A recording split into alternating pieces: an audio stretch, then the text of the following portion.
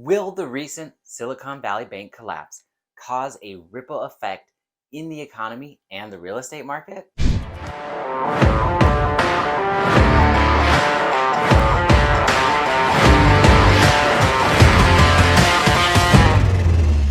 The Silicon Valley Bank was a major player in the technology industry, providing loans and banking services to many startups and companies in Silicon Valley.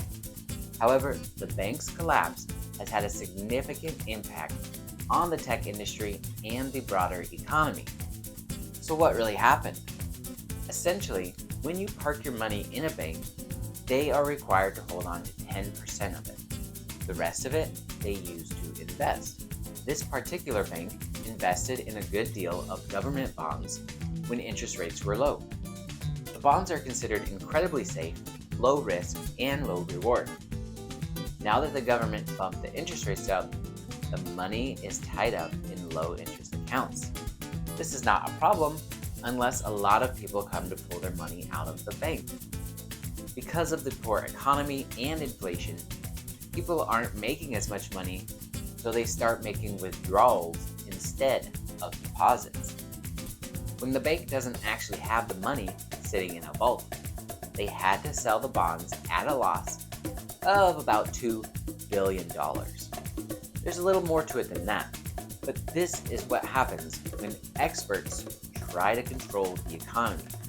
So now the government comes and bails them out, and it looks like some other banks are starting to have similar issues. This is eerily similar to 2007-2008. However, the big difference between then and now is we no longer have weak lending standards that cause the banks to fail. The more people that run to their bank and pull out money, the higher chance we have of creating a crash. Most people are insured, as most accounts are insured up to $250,000. I think the average American has about $5,000 in their account. That's another issue for another time. So how will this affect real estate? Well, the real estate market is still highly competitive, at least in our area. The demand for housing is still high, but the number of people who can afford to buy a home has decreased due to the increased interest rates. This has caused a slowdown in the real estate market, and many people are still expecting a crash. However, the market has gone up quite a bit in the last few months. You can see my other videos. So it's important to note that the real estate market is highly localized, and the impact of the Silicon Valley Bank collapse may be different in other areas of the country. In some areas, the real estate market may continue to thrive despite the collapse, while in others, the impact may be more significant. Despite the challenges presented by the Silicon Valley Bank collapse, the real estate market remains a valuable investment opportunity. With mortgage rates stabilizing, there is more demand for housing.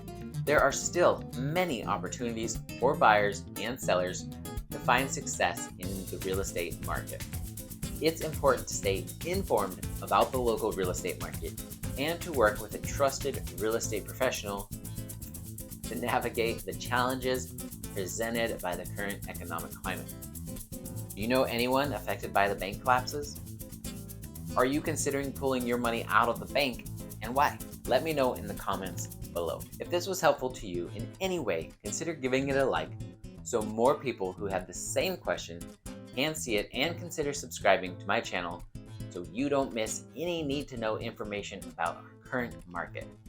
Again, I'm Eren Millam with Premier Property Group, and remember, never settle for less than extraordinary.